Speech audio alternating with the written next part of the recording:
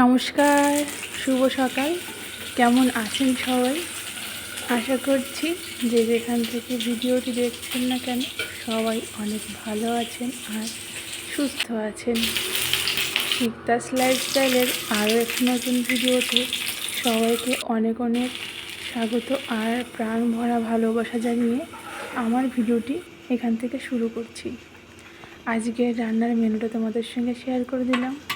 করেছি চিচিঙ্গা কুমড়ো ভাজা,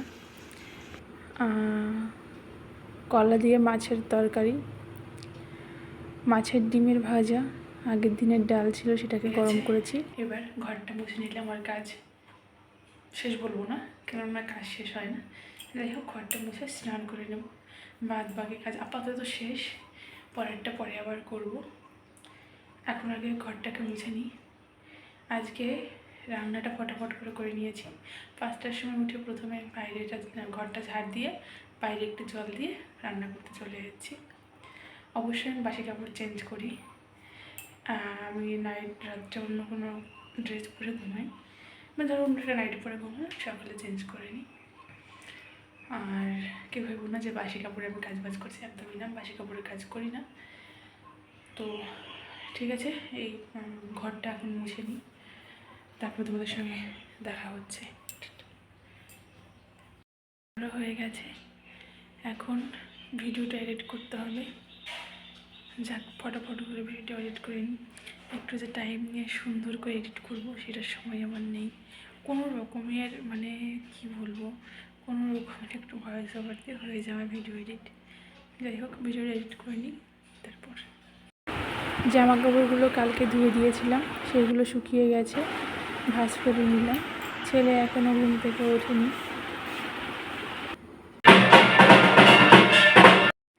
আমার ছেলের কাজটা শুধু দেখো, কি সুন্দর কাজ করে, তাই না? আমি এখন বাজে 1টা, এখন অবধি সকাল থেকে ভাত খেতে পারিনি। 5টার সময় ঘুম থেকে উঠেছি। আমার পুত্র মাত্র গেছে, আমি শুধু ভাতটা বাড়তে সাইড থেকে জিরের কৌটোটা এনে জিরেগুলোকে ফেলে বলছে ফেলি। মানে আমি না পুরো পাগল হয়ে যাবো কদিন পরে, আর পারছি না।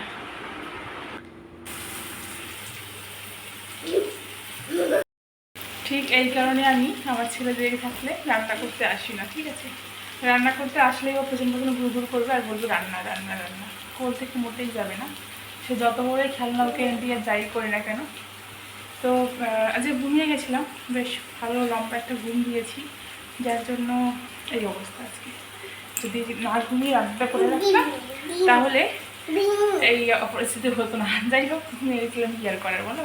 তো যেটা বলছিলাম, ঘুমিয়ে যাওয়ার কারণে রান্না করা হয়নি।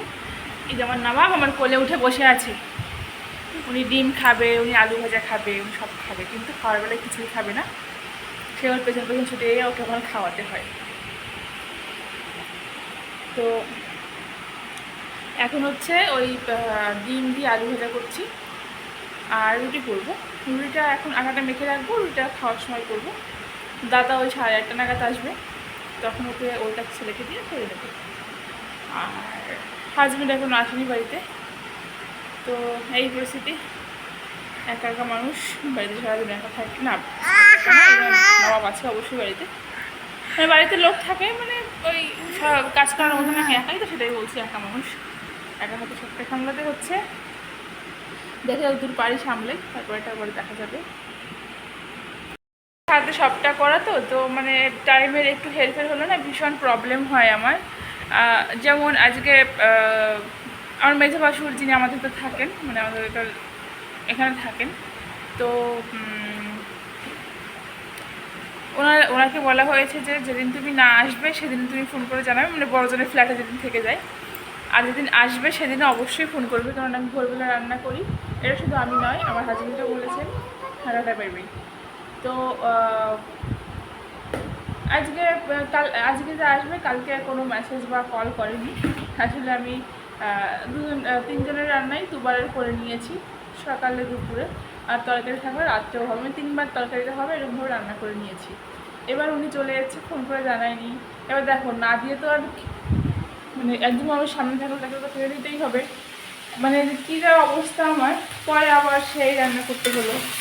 আর তোমাদের সংসার সাথে বলে যে আমার একা একা সব কিছু করতে বেশ অসুবিধা হয় ছেলেকে নিয়ে।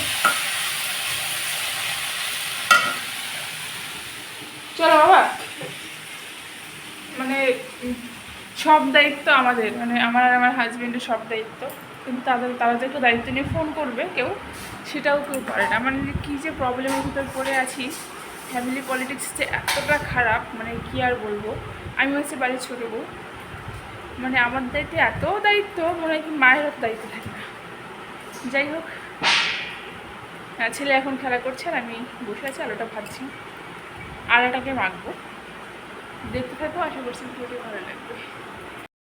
রাঙা মাথায় চিরুনি, বউ আসবে যখনই নিয়ে যাবো তখনই,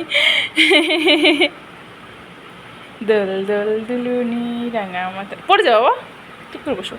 দোল দোল দুলুনি রাঙা মাথায় চিরুনি, দোল দোল দুলুনি রাঙা মাথায় চিরুনি। আলু ভাজা প্রায় হয়ে গেছে, আগে একটু ভাজবো। আর আটাটাকে মেখে রেখেছি, দাদা আসলে তখন ওকে রুটিটা করে দেবো, কেননা আগে থেকে রুটিটা করলে ঠান্ডা হয়ে যাবে, খেতে ভালো লাগবে। এরপরে একটু বেরিয়েছিলাম, ববিদের বাড়িতে যাচ্ছিলাম, মানে পাশের বাড়িতে হবে। তো দেখালাম ঠাকুর নিয়ে গেছে, মাসে তো পুজো হয়েছিল, দেখো ঠান্ডা করতে যাচ্ছে, পাশে একটা ঘরে সেটা করতে যাচ্ছে। যাই হোক, সবাই তো মাকে দর্শন করেই নিলে তোমরা। দেখো এটা হচ্ছে ডিনার, ডিম আলু ভাজা, আর এখানটা হচ্ছে রুটিগুলো ছেলে ওর বম্মার কাছে, মানে ওই ববির মায়ের কাছে গেছিলো, তখনই করে নিয়েছিলাম। আর এই দেখো জামগুলো 90 টাকাতে আমার বর 300 গ্রাম জাম কিনে এনেছে, মানে 100 গ্রাম জামের দাম 30 টাকা, মানে 300 টাকা কিলো। দাদাকে আম কেটে দিলাম, আর এখানে ঘরটাকে একটু পরিষ্কার করে নিচ্ছিলাম। আসলে গ্রামে মানে আমাদের বাড়িতে জাম কেউ খায় না, জানো তো। আমি এখানে ডিনার করছিলাম, রুটি আর আলু ভাজা যেটা করেছিলাম ওটাই তো করেছিলাম, বলতে আমার খাওয়া হয়ে গেছে। আর এখানে আমার ছেলে সেই আমার খাওয়ার প্রথম থেকে টানাটানি মানে খেলাধুলা এরকম টানাটানি শুরু করেছে, মানে ওই খাবে, আমার খেতে হবে না। দেখো খাচ্ছে, এই যে আলু ভাজা ও ধরে ধরে খাবে, আবার দেখাচ্ছে। ভাবো, মুখে রুটি গেলে হবে না, শুধু আলু ভাজাই ঢুকতে হবে মুখের ভিতরে। ডিম গেলে অসুবিধা নেই, কিন্তু রুটি করে সেটাকে বের করে দেওয়া হবে। মানে কি বলবো, এত দুষ্ট হচ্ছে দিন দিন, এত বদমাইশি করে। যাই হোক, এখন সময়, এখন পর্যন্ত কবে করবে, তাই না। আমার সব কাজ হয়ে গেছে। আমার হাজব্যান্ড যেদিন তাড়াতাড়ি খেয়ে নেয়, আমার ঝামেলা মিটে যায়, না হলে ওই বাসন থেকে যাবে, সকালবেলা ধুতে হবে আমার।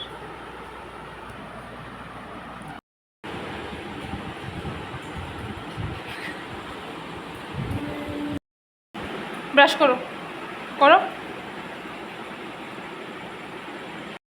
দেখো আমার ছেলে ব্রাশ করাও শিখে গেছে। এখন ওই 10:30 বাজে, এখন জামা কাপড় ধুলাম, কেন বলো তো, যে যতটুকু কাজ এগিয়ে রাখতে পারবো ততটাই আমার ভালো। অন্ধকার জানি কিছু দেখতে পাচ্ছ না, তাও ভূতের মতন বকবক করছি। দাঁড়া, জামা কাপড়গুলো মেলে নিই। ছেলে ঘুমিয়ে গেছে, ওকে ওই 10:15-10টার দিকে ঘুম পাড়াতে নিয়ে গেছিলাম, আর ও 10:30টার আগেই ঘুমিয়ে গেছে। আসলে ওর দেরি করে ঘুমানোর পেছনে কারণটা আমি, কেননা আমার সব কাজ কমপ্লিট করে ওখানে শুতে দেরি হয়ে যায়। তো তাই জন্য এখন চেষ্টা করি তাড়াতাড়ি কাজগুলো শেষ করে তাড়াতাড়ি ঘুম পাড়ানোর, যাতে ওর ঘুমটা ঠিকঠাক করে হয়। তো ঘুমিয়ে গেছে। এখন বাকি যে কাজটুকু আছে, টুকটাক কিছু বাসন রয়েছে, সেগুলো আমি এখন ধুয়ে নেব। আমি দেখো ফ্রেশ হয়ে নিয়েছি, ড্রেসও চেঞ্জ করে নিয়েছি, আজকে নাইটিটা ধুয়ে দিয়েছি, মানে গরম পুরো বন্ধ হয়ে গেছে, আমি ধুয়ে দিয়েছি নাইটিটাকে। যাই হোক, মোটামুটি সব কাজ শেষ, কিন্তু কাজ করলে আরও কাজ আছে, কিন্তু এখন আরও করবো না, থাক কালকে করব। ঠিক আছে, কাজের শেষ হয় না, অনেক কাজ আছে এখনও করলে। আবার শেষ। বরের খাবারটা থালায় বেড়ে দিয়েছি, দিয়ে হাঁড়ি পাতিল মানে যা ছিল বাসনপত্র ধুয়ে নিয়েছি। এবার ওখানে 4-5টা বাসন রয়েছে, ওগুলো ধুয়ে রাখতে পারলে আমার মনটা বেশ শান্তি লাগতো, কিন্তু আর খাওয়া হয়নি তো তাই দিতে পারছি না। খাওয়া হয়ে গেলে ওগুলো ধুয়ে নিতাম। তো আজ এই অবধি।